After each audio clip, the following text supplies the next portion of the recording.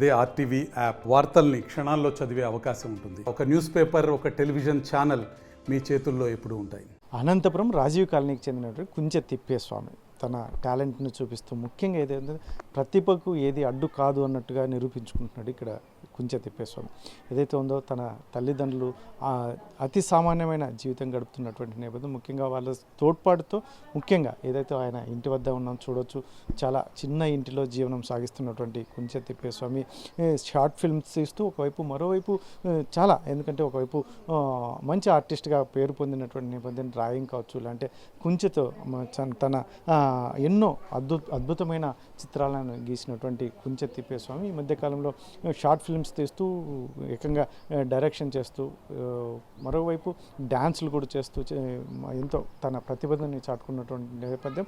ముఖ్యంగా తన తల్లిదండ్రులు ఏదైతే తన తండ్రి ఆటో డ్రైవర్గానే ఉన్నటువంటి, తన తల్లి మున్సిపాలిటీ వర్కర్గా పనిచేస్తున్నటువంటి నేపథ్యం. ఇటువంటి పరిస్థితుల్లోనే మనకు కుంచె తిప్పేస్వామి ఉన్నాడు. అసలు తనని అడిగి తెలుసుకుందాం, ఏంటి తన సక్సెస్కి ప్రధాన కారణం ఏంటి, పరిస్థితులు వాళ్ళ కుటుంబ పరిస్థితులు ఇబ్బందికరంగా ఉన్నప్పటికీ కూడా తను రాణించడానికి ప్రధాన కారణం ఏంటి అతని మాటల్లో వినే ప్రయత్నం చేద్దాం. మనం ఇందాక చెప్పుకున్నట్టు కుంచె తిప్పేస్వామి ఏదైతే ఉందో తన తల్లిదండ్రుల తోడ్పాటు, ముఖ్యంగా తండ్రి ఆటో డ్రైవర్గా కొనసాగుతున్న, మరోవైపు తల్లి మున్సిపాలిటీ వర్కర్గా ఉన్నప్పటికీ కూడా తను ఏదైతే అనుకున్నది సాధించడానికి ముందుకు వెళ్తున్నటువంటి నేపథ్యం, తన కుటుంబం కూడా పెద్ద ఎత్తున నాకు సపోర్ట్ ఉందని ఒకవైపు చెప్తున్నటువంటి నేపథ్యంలో మన కుంచె తిప్పేస్వామి ఉన్నాడు. ఏం చెప్తాడు, ఏంటండి ఎస్పెషల్లీ మీరు ఈ రకంగా అన్ని రకాలుగా రాణించడానికి ప్రధాన కారణం?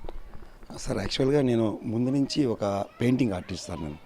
నేను చిత్రాలు గోడ మీద ఇలాంటివి వేస్తా అంటే మంచి ఆధిక్యము బాగానే ఉండే సార్, కుటుంబాన్ని పోయించుకోవడానికి అన్ని దానికి బాగానే ఉండే. తర్వాత ఎప్పుడైతే ఈ ప్రింటింగ్ మీడియా, స్టిక్కరింగ్ కానీ, ఫ్లెక్సీ కానీ ఇలాంటివి ఎప్పుడైతే మార్కెట్లోకి అందుబాటులో వచ్చినాయో అప్పటి నుంచి మా చేతి పని మీద కొద్దిగా ఆదాయము ఎంత తగ్గిపోయింది సార్.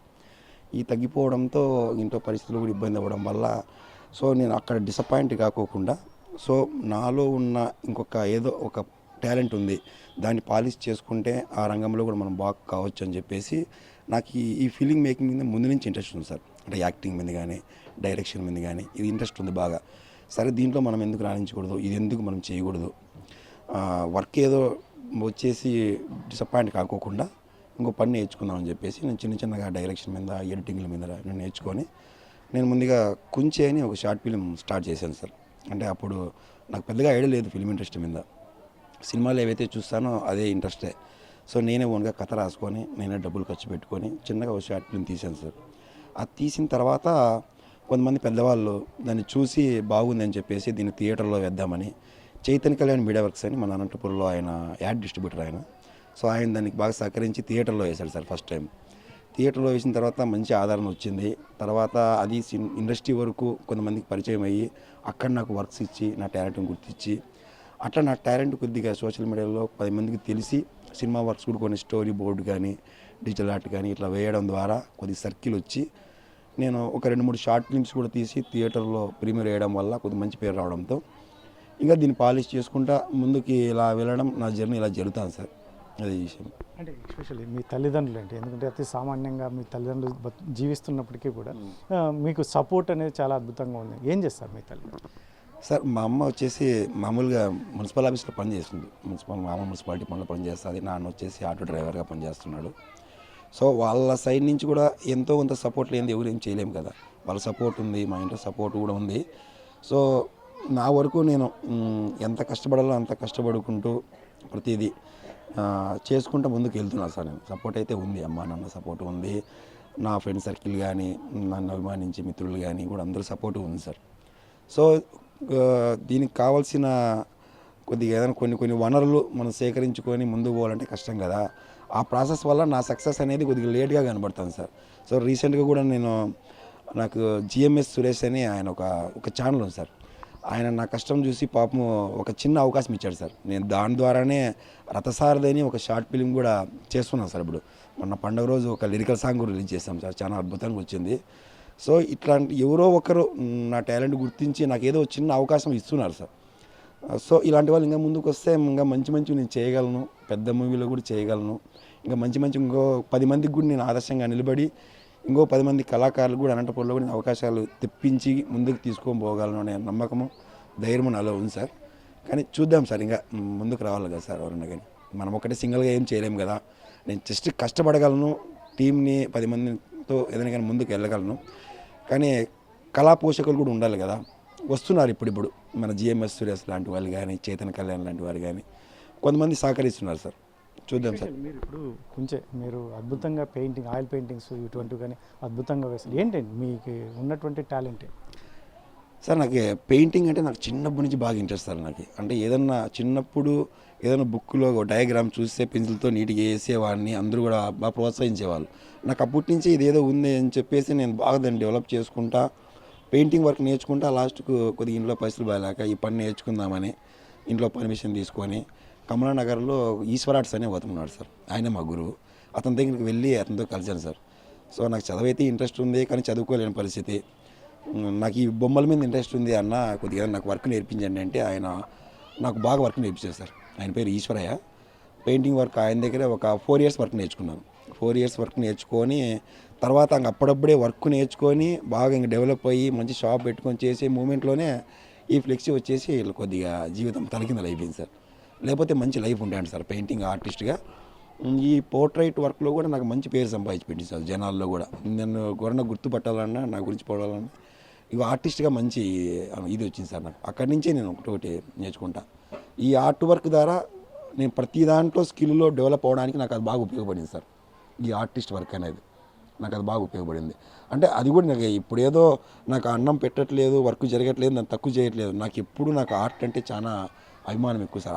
అది చేయకపోతే నేను ఉండలేను. నేను చాలా అది చేస్తే నాకు ఎంతో ఆనందం సార్. నాకు ఏంటి మీ డ్రీమ్ రోల్స్ ఏంటి? డైరెక్షన్ డిపార్ట్మెంటా, లేదంటే సినిమాలో యాక్టర్గా స్థిరపడాలనా, లేదంటే ఎవరికైనా ఇప్పుడు పెద్ద హీరోలు కానీ ఎవరైనా మీకు వాళ్ళని కలవాలనా, ఇటువంటివి ఏమైనా ఉన్నాయా? ఉంది సార్. యాక్చువల్గా అంటే నాకు ఇప్పుడు నేను కథలు రాసుకొని డైరెక్షన్ ఏమైనా చేస్తున్నా కానీ నాకు ఈ డైరెక్షన్ మీద దీని మీద ఇంట్రెస్ట్ లేదు సార్. ఒక యాక్టర్గా ప్రూవ్ కావాలనే ఉంది. అంటే అదే కామెడీ అయినా, ఒక విలనా, లేకపోతే ఒక హీరోనా, లేకపోతే సైడ్ ఆర్టిస్ట్, ఏదో ఒకటి ఒక ఆర్టిస్ట్గా రాణించాలనే ఉంది. చిన్న క్యారెక్టర్ ఏదో ఒకటి కనబడాలా, చేయాలా అనే ఆశ ఉంది. సో దాన్ని నాకు ఎవరు అవకాశం ఇచ్చి నన్ను ప్రత్యేకంగా చూపించాలని ఇంట్రెస్ట్ ఎవరికి ఉండదు. సో ఎవరో ఇచ్చే అవకాశం ఎవరో వచ్చి చూపించేంత వరకు మనం ఎందుకు వెయిట్ చేయాలా? మనలో స్కిల్ ఉంది కదా, మనమే కథ రాసుకొని మనమే డైరెక్షన్ చేసి మనకున్నంతలో మనమే ఏం చేయగలమో మనల్ని ఫస్ట్ మనమే చూపించుకుందామని చెప్పేసి నేను ఆ దశలో నేను ఇవన్నీ నేర్చుకుంటే నేను డైరెక్షన్ చేస్తాను. కానీ డైరెక్షన్ కావాలి, డైరెక్టర్ కావాలని నాకు ఇప్పుడు లేదు సార్. నాకు యాక్టర్గా కావాలనే ఉంది ఇప్పుడు కూడా. ముందుకు కూడా యాక్టర్గానే నిలబడాలా. ఒక చిన్న క్యారెక్టర్ ఆర్టిస్ట్గా సినిమా ఇండస్ట్రీలో ఉన్నా కానీ నాకు ఒక తృప్తిగా ఉంటుంది. ఒక 10 మందికి నాలాంటి వాళ్ళు సాధించలేము అనే వాళ్ళకు కూడా ఒక ఇన్స్పిరేషన్గా ఉండాలా, ఒక ఆదర్శంగా ఉండాలా అని చూపించాలనే ఆశ ఉంది సార్. అది చూడాలి సార్, అది ఇంతవరకు వస్తుంది. అది నా ప్రయత్నం అయితే చాలా గట్టిగా చేస్తాను, గట్టిగా చేస్తాం ముందుకు కూడా. దీంట్లో అయితే ఏముండదు. ఫైనల్గా చెప్పండి, ఇట్లా ఉంటుంది రాబోయే మీ డ్రీమ్ రోల్ తొందరలోనే మీరు సాధించబోతున్నారని మీకు ఏమన్నా అనిపిస్తుంది? సార్ ఖచ్చితంగా సార్. ఎందుకంటే నా ఇంట్రెస్ట్ ముందు నుంచి కానీ ఇప్పుడు ఎప్పటికీ చావలేదు. ఖచ్చితంగా నేను చేస్తాను, సాధిస్తాను అనేది 100-200% నమ్మకం ఉంది. కానీ ఎప్పుడు వస్తుందని అయితే నేను చెప్పలేను. కానీ నేను ఖచ్చితంగా నేను సినిమా ఇండస్ట్రీలో కొన్ని సినిమాల్లో చిన్న ఆర్టిస్ట్గా కానీ పెద్ద ఆర్టిస్ట్ కానీ చెప్పలేము, కానీ చేసి తీరుతాను. ఇప్పుడు కూడా నేను ప్రతి దాంట్లోనూ యాక్టింగ్ విషయంలో కానీ ప్రతిదీ కానీ చిన్నగా డెవలప్ చేసుకుంటా, నేర్చుకుంటా, తెలుసుకుంటా ముందుకు వెళ్తున్నాను. ఖచ్చితంగా అంటే చేస్తాను. నేను చచ్చేలోపు ఏదో ఒకటి ఇండస్ట్రీలో చేస్తాను.